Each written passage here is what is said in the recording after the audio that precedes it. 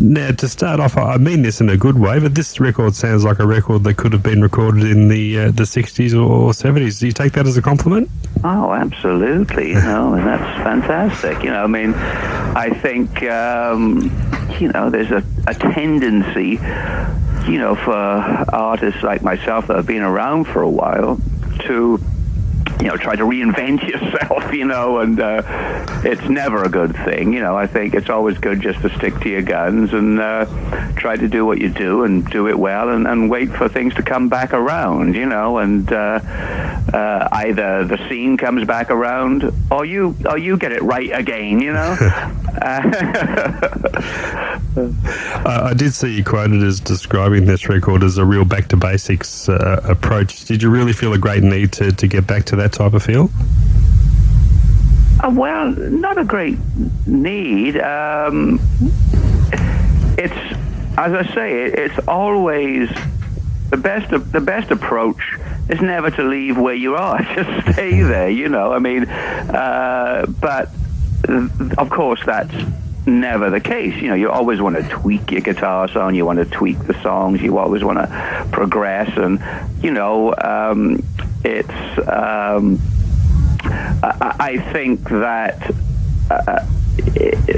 it's ideal if Savoy Brown records are always sort of not touched up and are kind of straight down the middle, not a lot of effects and everything on the sound, or not a lot of pretense to it, But there are times when, you go down the other road, because you want to experiment, I think. I think that with the last studio record, Strange Dreams, I was... I couldn't, I was looking at a different guitar sound. Sometimes you just get tired of what you're doing. I remember back in the 70s when I did Hellbound Train, I was just simply tired of playing the guitar like a madman, and I wanted to sort of step away from that. And, I think ideally, for myself, the best records are guitar records.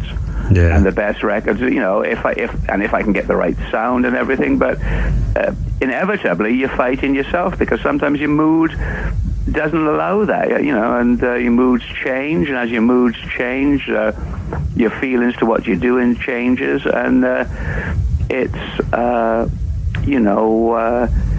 there's no really answer. If you stayed in one place and just played the same guitar for every record, that would get boring too. So the muse just takes you here, there, and everywhere. But it is certainly, the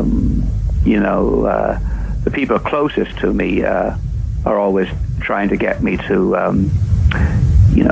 play guitar, and write certain songs that allow me to play guitar. That's easier said than done.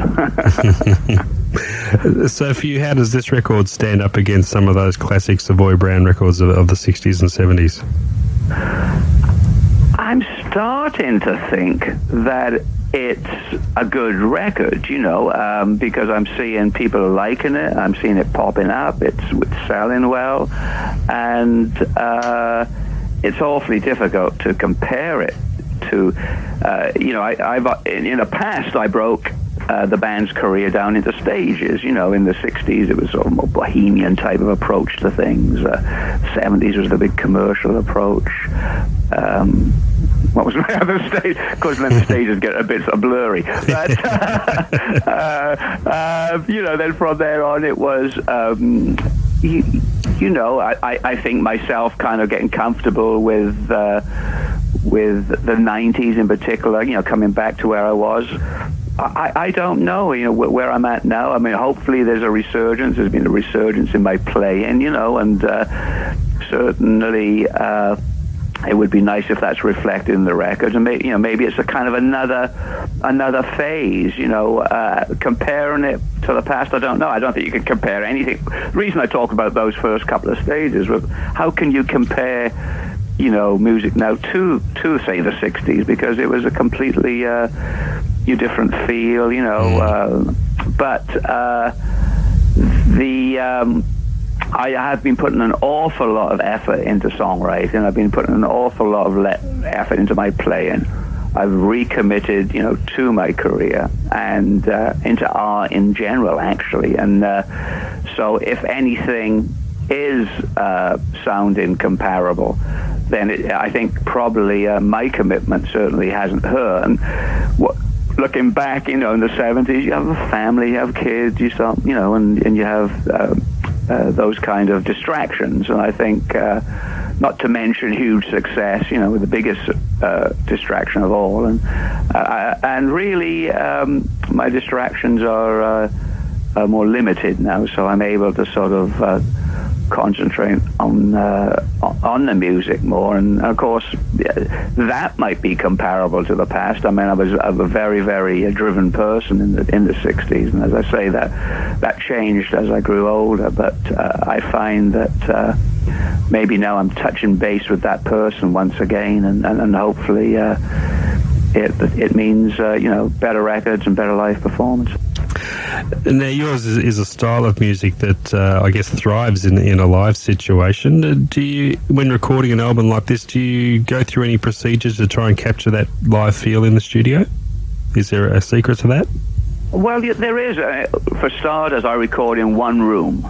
There's no. I have my own studio, and it's just simply one room, and the studio room, the control room's in the studio. And I think that that's very, very good, because you're not in a sterile environment. It's the room has a really good drum sound.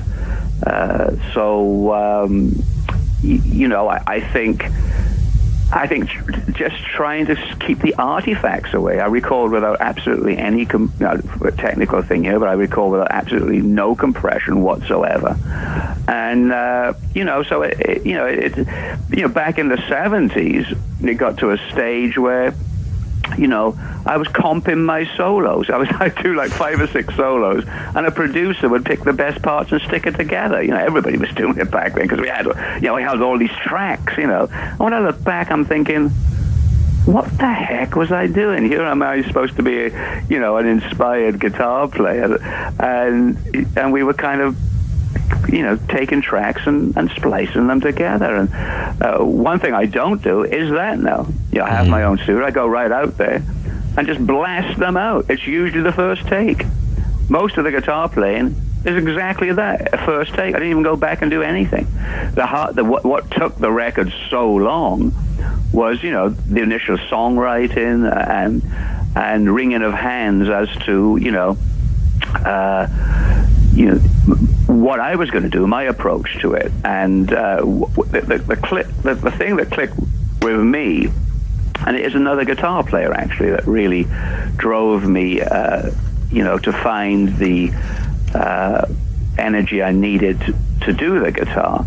Because one thing I tend to fail at is I can be a little too subtle on the instrument, and I can be a little too refined. And I have a lot of emotion in me, and I think my calling card since I was a teenager was being able to play with a lot of emotion and perhaps be creative with it. But that requires almost like an actor, getting into role. You have to really dig deep to get that creativity. In the studio in the past, my brother, for instance, would pick a fight with me, so I would get mad and bring it out of the guitar. I even now, if something goes wrong on stage, that really helps my guitar playing, because otherwise, you have to get anger from somewhere. You have to get that drive from somewhere to channel it into your instrument so you get emotion out. Now, when I was doing this record, I happened to put a Roy Buchanan CD on. And, Roy just, Roy is that kind of player. He just, from A to Z, he's just 100%. You know what I mean? There's no like 3 volume with him. You know what I mean? And he's just completely committed emotionally and attack-wise. And when I played quite a bit of Roy Buchanan to sort of inspire me to sort of, and that kept my juices going, Yeah. And a lot of the guitar playing came overnight. I was driving overnight from somewhere or other, playing Roy Buchanan. And when I got back home, I was obviously completely out of my mind and sort of lack of sleep, completely juiced up on the emotion and the attack of Roy's playing. And I went right into the studio and captured a lot of my guitar playing right there and then. And then once I'd kind of broken that barrier and got into that zone, I was able to come back and do it again. Again, you can imagine you're walking into a studio, which is a very sterile environment, and you've got to bring up anger, you've got to bring up attack, you've got to bring up feeling. It's the oddest thing. I mean, at one point in the studio there, I had when I did the slow blues, I inadvertently left a microphone on right by my head, and the amplifier was mic'd. And when I played it back, the grunts and groans and extraneous noises I was making when I was playing my guitar, was embarrassing. Of course, everyone said, "Oh, you got to leave that on." I couldn't. I just completely redid the guitar again. But it just showed me, the effort I was putting into the instrument, and so it was. I don't know where we started with that. Where did we start? But that's where. What was your question? You know what? I can't remember either. I'm sure if Roy Buchanan was still with us, he'd be happy to know he's providing an inspiration still. Yes, I know. And I first met Roy, of course, way back in the 60s before, when he was playing in Washington in a small club. And we hit it off well then. I'd seen him over the years. And it was interesting that it was terrible the way he passed away. But, I mean, there's, he's definitely, one of my favorites, I guess. And I don't talk about him as much as I should because people usually ask me about blues guitar players.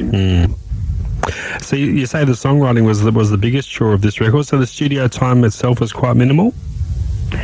I suppose so. Yeah, it really was. I mean,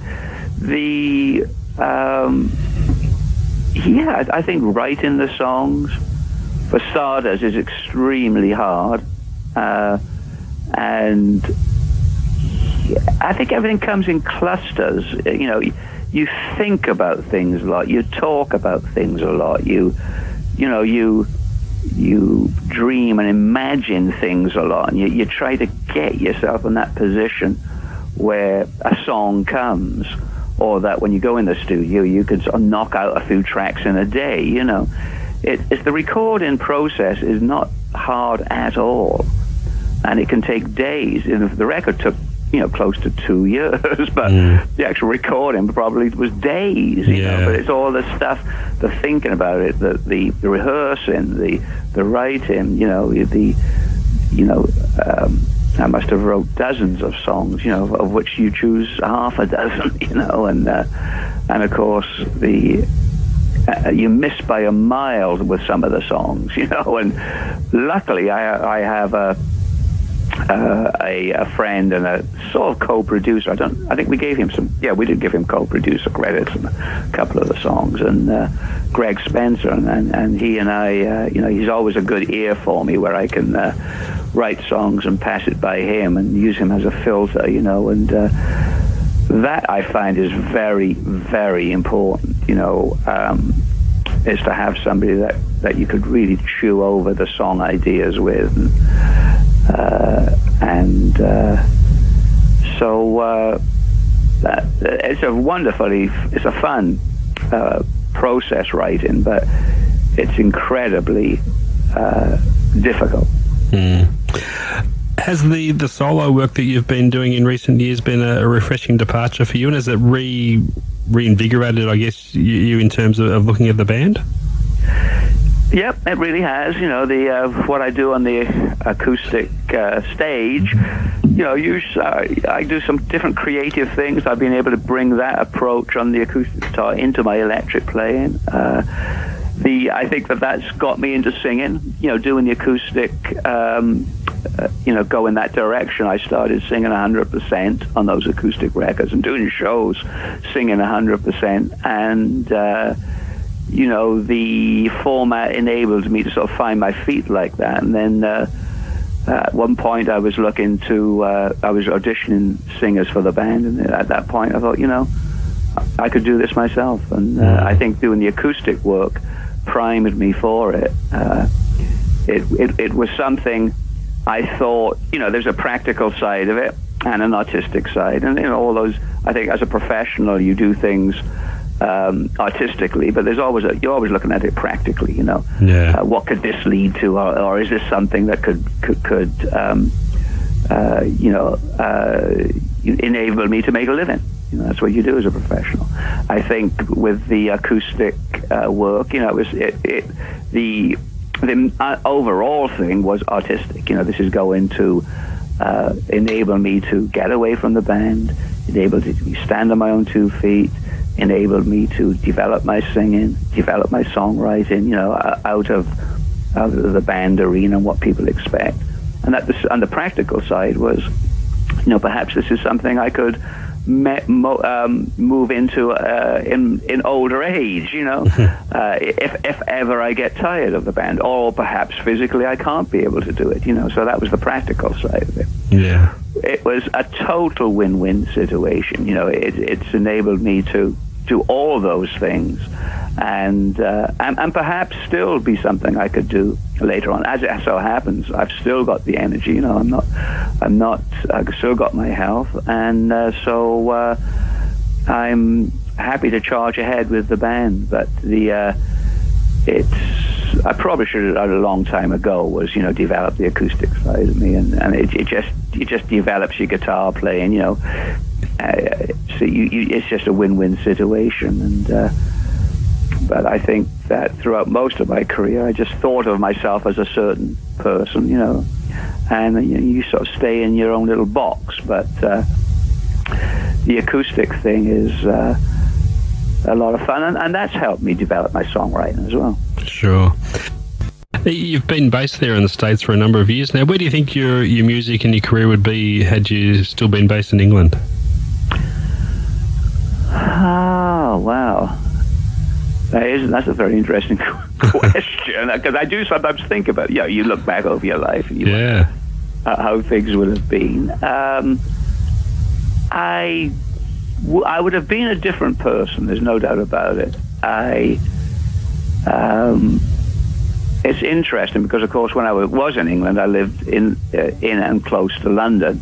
And so I was different mentality. I had a city mentality. When I moved to America, I moved to the American countryside. And that was a culture shock, and also it changed me as a person. It was a very, very hard time when I came over here, but I think looking back, it's been very good for me. I can't answer that. I really can't. You do things in life and you go different roads, and you can't imagine it would be any different. Had I stayed in the British Isles in and around London,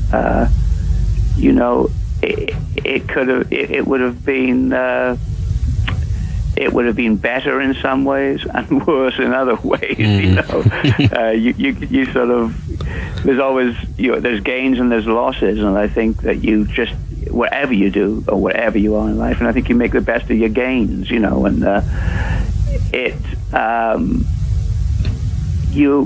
I might have been more complacent. Coming to this country has been great because, to the States that is, because you have to work hard here, and I've always had that drive. I've always wanted to work hard. I enjoy that, Had I stayed in the British Isles, the possibility I would have been a little bit more complacent, because coming to the States, I had some hard times, like emigrating anyway, and I think I'm better off for that. Talk about some of the songs on the new record. Were all your original songs here written specifically for this record, or had there been some you've been hanging on to for a while? You think? No, I think they all came up for this record. Yeah. That is, it's true though. Sometimes you write acoustic songs that might be better for the band, and you file them away. But no, there was nothing like that. This was all, all the songs were written for the record. The cover songs, the one "Crying Forever" was written by a friend of mine, and that was 2 or 3 years ago. We were doing a show together in Germany, a festival, and he's not a blues rock artist at all, and David Surkamp, but he heard my show and always enjoyed Savoy Brown, and that very day he came up to me and said, "Look, I've written you a song," and so that was exciting, and so that's how that came about. I've written you a Savoy Brown song, he said. He was very excited. And I think he did. He got it right. Then I listened to my all my vinyl records, and went through all my blues stuff that I like and tried to find some material, and which I did with the slow blues song, "I'll Keep On Playing the Blues," is a Memphis Slim song, and I found an album. I hadn't heard that record since 1966, 67. In fact, when I picked that album up, a piece of paper fell out of the record, and it was an old set list from 1966 that I had typed up. Oh, really? So that's how long ago that record was played. So I played the record and I found that song. Then there's a Lowell Fulsom song on there, and that was records from him from the 70s. So those sort of cover songs, so to speak, all came about for the record. And I think you sort of I was looking for the right kind of blend with the songs. And I to tell no, since then I haven't listened to music at all. I've been so I wouldn't say I was burnt out or anything. I'm just I have had to give myself a break, and that's something I've learned, is that you can give yourself a break and not get worried. You know what I mean? Yeah. That the music is going to disappear. So I would say for months I just haven't listened to music at all. But I'm excited now to when I do start writing again, and start concentrating, I'm going to enjoy the process. But it's not a process that I can stay in. I couldn't have worked in the old Brill building back in the 60s, churning out songs 5 days a week would have driven me crazy. That's hard work. So I'm currently taking a break, and with a view now to, getting back into it later on in the year. There is one more cover on there, an original called Daybreak. What's the origins of that one? Oh, Dave. Well, no. Now you've hit on a song that has been in the back of my mind since the 60s, since 60, 67. It's a song by I'm gonna space out here now. Can't remember his name, but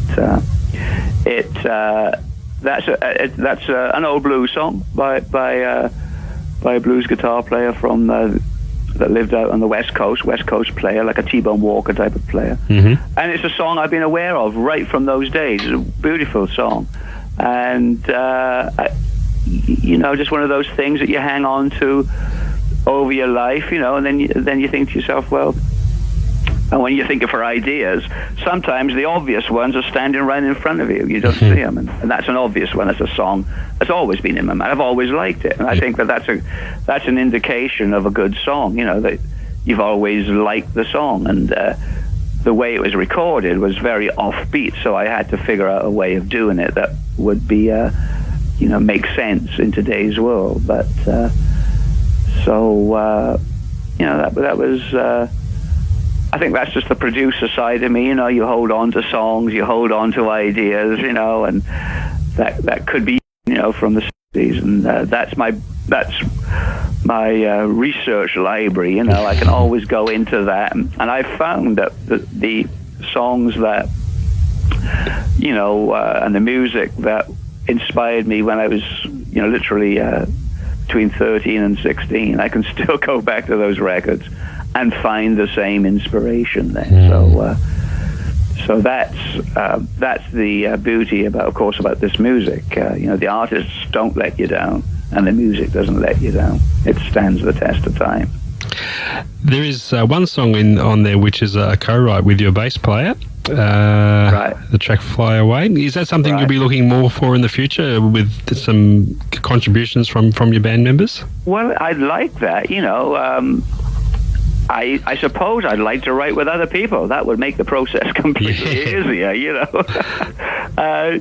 That was a terrific song with Jerry we came up with. It was more like an R&B thing. Jerry's a very likes rhythm and blues and R&B, and when he brought the song in, and so he brought some song ideas in, and it was nothing like the form it has now. It had the chord changes and everything, and so the beauty about when some people bring ideas in, they can be completely from another field, but as soon as I put some slide guitar on, and as soon as I put a lyric on that's bluesy, I can bring it right into the Savoy Brown feel, and I like that, because that particular song I do particularly like, because it's a different song chord structure than I would use, and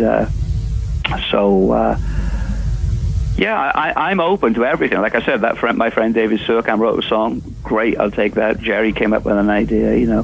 I find that it's just a situation that I found myself in. The way I work is that, I tend to wear a lot of hats now, and I think that happens.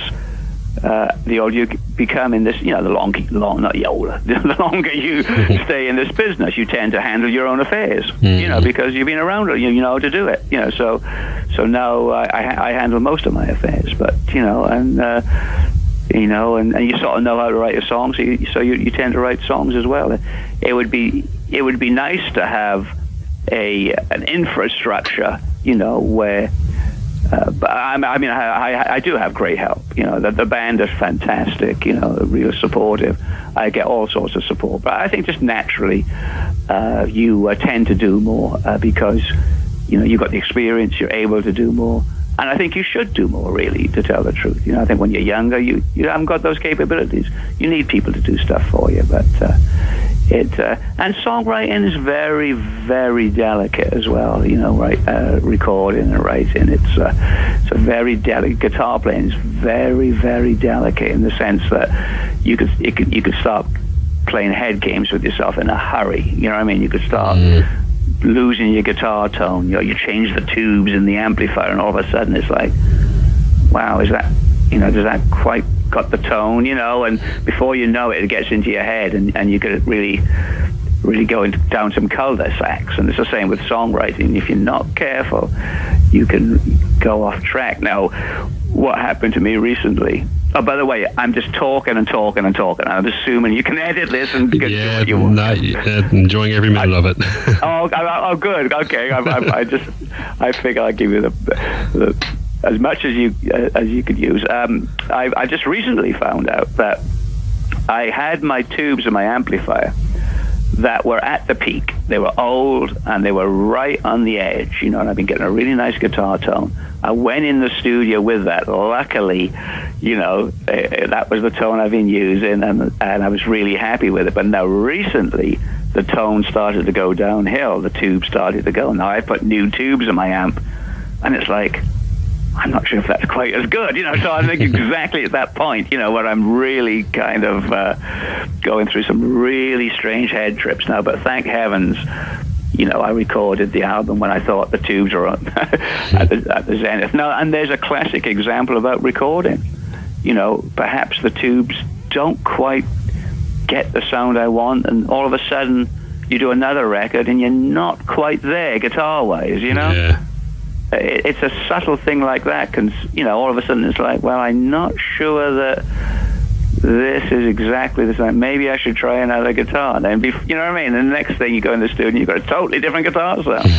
And all it is you put new tubes in and you didn't quite feel inspired enough, So And sometimes I think back to the 60s, when we used those amps and the guitars back then. It was totally sort of accidental, a lot of that stuff, that the sounds, hopefully were so good, but, to actually reproduce that would be really difficult, because it's a question of probably using amps that were about to crap out, you know what I mean? Yeah, and all that accidental stuff that gets you these sounds. You don't know you're doing it at the time. In fact, I was...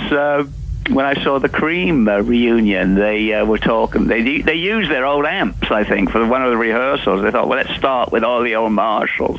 They couldn't do it. It was like, oh no, it doesn't sound. We can't. They couldn't pull it off. So they went to the more modern equipment. But it is so.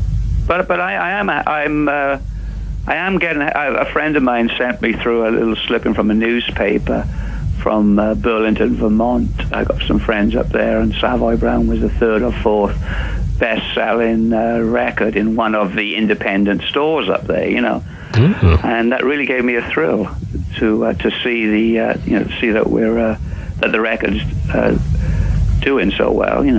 Again, of course, it's in the independent stores. It's not the kind of record that's going to hit the mainstream at all. But that was encouraging. I don't know what the scene is like in Australia nowadays, but it's getting. It's definitely a niche market over here. Yeah, for sure. Pretty much the same here too. There's a wonderful instrumental piece on there, Echo of a Sigh. How did that one evolve? Well, I'd reached I'd kind of done the record, and I was, I didn't know what I had on my hands. It was just lying there. It was that was it. I had however many tracks there was, minus the instrumental, and I simply couldn't finish the record. And I called my friend Greg Spetzer, and I said, Greg, I can't finish the record. I have no idea what I've got. I'll pay you. Come in and finish this record for me. And so, he put on his, we're friends, but he put on his producer and professional hat, and took the tapes, listened to them, and said, "No, you've got a finished record. All you need to do is one more track. And why don't you do an instrumental like you did in the old days?" And because I've actually got a record full of instrumentals that I've written, that he's very adamant that I should do an instrumental record, with around my guitar playing. I'm sort of reluctant to, but I had written a dozen instrumentals that he's heard, and so I think that he was in that sort of frame of mind. So you should write something to go on the record, and that would be an easy thing to do to finish the record up. And so that's exactly what I did. I do have I have found that the hard work that I've put into writing songs, lyrics and chords and something, when it comes to writing instrumentals now, it just seems something I can do without even thinking. Like, it's so easy. It comes so easy to me, and it's good compositional material too. So that was something I found on the side. As I said, I've got this side project that I've sort of worked on. Whether it comes to become a record to fruition, I don't know. Whether it stays as demos, I don't know. But anyway, so it was easy for me to go and to write an instrumental. It was a breath of fresh air, and I'm not singing now. I'm not writing lyrics. You know what I mean? I'm not all that kind of stuff that comes into the equation. Now it's just I can play guitar, and So thank heavens he came into the project. I wrote the instrumental, gave it to him. He took it away. He mixed it. He mastered it. And Greg is one of those guys that, again, doesn't like using compression, doesn't like using any of the artifacts. And in fact, he's way too much that way. Sometimes we butt heads. We have done co-production things in the past, but at this point, as I say, the record was just dragging on. I had a finished record and didn't know it, and so he went away, got me off my backside to do the instrumental. He took it away, finished it off, gave it back to me, and a lot of the credit, if people like it, would go to him, because I tend to get wrapped up a little bit in the modern scene, and want to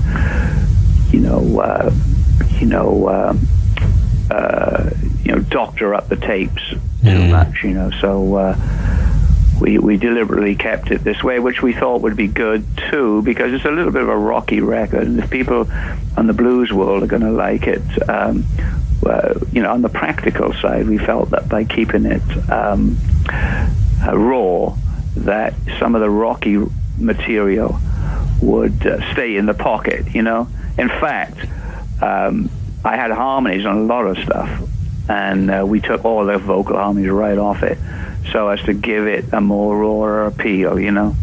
So what's the status of international distribution for this one?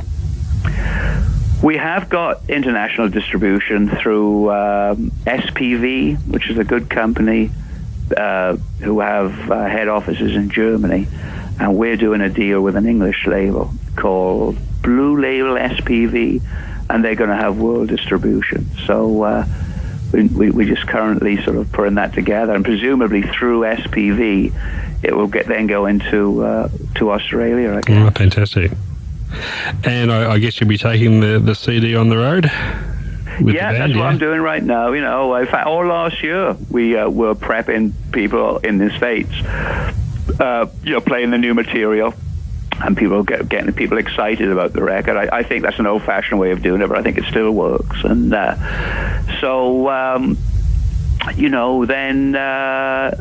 then we just continued doing that. And somebody came up to me the other night, because I actually start the show off now with 4 new songs, and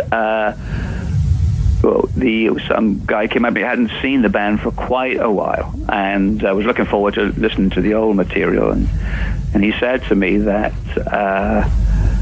you did the first song, that was good, then I'm doing another song. He was going, okay, oh, he really liked that, then he'll do a third song. Now he's getting a little worried because he wants to hear the old stuff, And he really liked that. And then he said, the point being was, he said he liked every song that came along, which was nice. It wasn't so I am sort of making it a point now to the material is really holding up, so it's really enabling me to just come out guns blazing, with the new material, and that's kind of nice to do. And there are some times where you have to sort of come out and hit people over the head with street corner talking or something, but I think with this record, the material is good enough to lead off with, and that's a kind of a nice feeling after being around, so long with the band, to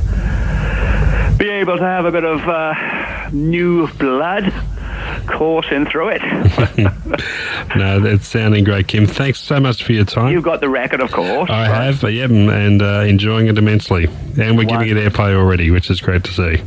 Fantastic. Well, thanks for catching up with me again, and stay in touch with us, I guess, and let us know any info. Do you have Deb's email? Is that how you reach him? Got all that. Fantastic. Would love to have your input as time goes on here. We can do for sure. And I think you were out here a couple of years ago for the Blues Festival, weren't you? But, I did. Yeah, you didn't make it down in Melbourne though. No, I didn't. No, I just did that one show. Just one show, yeah. And it was good. It was good, but it's difficult it's so expensive to bring the band around. In fact, somebody wants me to do a tour of Japan now, but solo, because it makes more sense. I'd love to take the band, and I'd love to rock out, but not a lot of money in it for everybody. So that actually, on the practical side, that's turned out pretty cool with the acoustic thing. It enables people to perhaps a venue to have me or book me, without the expense of the band, and still have a show where I tell all the stories and blah blah blah blah, and it's so that's kind of interested, and that has actually prepared the way for the band, I've noticed in a couple of places. And so we were hoping to do something like that for Australia. Perhaps I could go out there and, play, and it might prepare the groundwork for the band. But I think I think I was too stealth. I went in and out, and I don't think anybody knew I was there. Yeah, just a long way to come for one show. Well, it was, but I built up my miles, so I was able to go first class. How about that? So believe me, it would have been killing otherwise. But my saved miles really became useful. Yeah.